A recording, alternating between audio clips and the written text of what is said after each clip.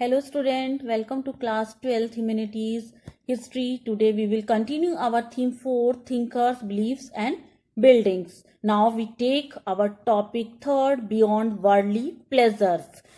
इसमें हम लेंगे The Message of Mahavira. The basic philosophy of the Jainas was already in existence in North India before the birth of Vardhaman, who came to be known as Mahavira in the 6th century BCE. हमने जो उनकी basic philosophy है उस जैनास की उसको पहले ही already हम जान चुके हैं कि जो उनका नॉर्थ इंडिया में एग्जिस्टेंस आया, जो वर्धमान महावीरा का जो बर्थ हुआ, जो बाद में चलकर आगे चलकर उनको महावीरा के नाम से जानते हैं, जो कि 6th सेंचुरी में हुआ था. According to Jainas tradition, Mahavira was preached by 23 other teachers who tirthankaras, literally those who guide men and women across the river of existence.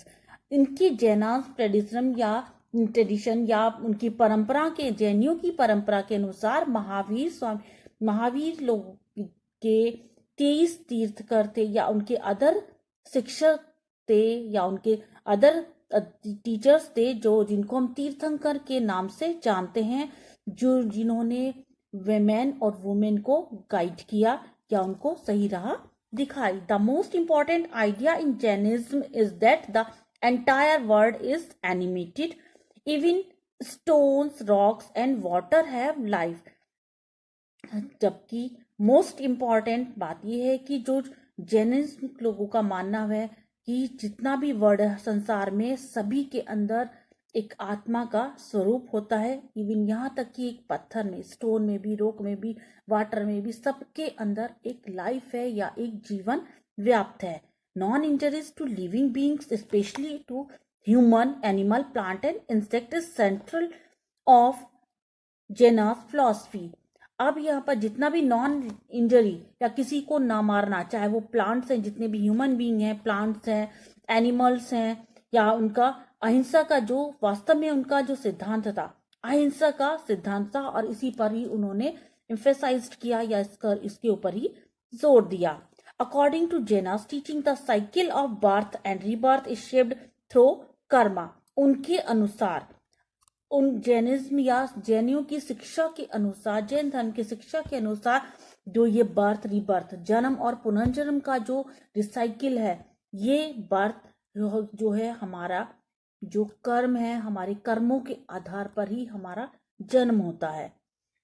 Existence, penance and are required to free oneself from the cycle of karma. This can be achieved only by renouncing the world. Jain monk and nun took 5 vows to abstain from killing, stealing and lying, to observe celibacy and the abstain from possessing property. जैनियों ने 5 महाव्रत लिए, या जैन धर्म के जितने भी साधु साध्वी बनते थे उनको 5 महाव्रतों का पालन कराना पड़ता था कि किसी को मारना नहीं है, या किसी की चोरी नहीं करनी है, हमेशा सत्य का साथ देना है, या किसी की प्रॉपर्टी को उन्हें नहीं लेना है. The spread of Jainism. Gradually Jainism spread to part of India. धीरे धीरे जैन धर्म इंडिया के सभी पार्ट्स में फैल गया. Like the Buddhist, Jainism scholars produced a wealth of literature in a variety of languages, Prakrit, Sanskrit and Tamil. For centuries, manuscripts of these texts were carefully preserved in libraries attached to temples. अब जैन धर्म का प्रचार कैसे हुआ? जिस तरह से Buddhist धर्म का प्रचार हुआ, उसका धर्म की शिक्षाएं धीरे धीरे पूरे भारत में फैल गई, सेम ऐसे ही जैन धर्म के भी जो स्कॉलर्स थे या जैन धर्म के जितने भी विद्वान थे, उन्होंने भी अपनी लैंग्वेज में, हर एक अपनी भाषा में उन्होंने इस धर्म का प्रचार करने की कोशिश की. और जितने भी टेम्पल्स थे या जहां भी लाइब्रेरीज थी, उनकी शिक्षाओं को प्रिजर्व करने या सुरक्षित करने की कोशिश की थी.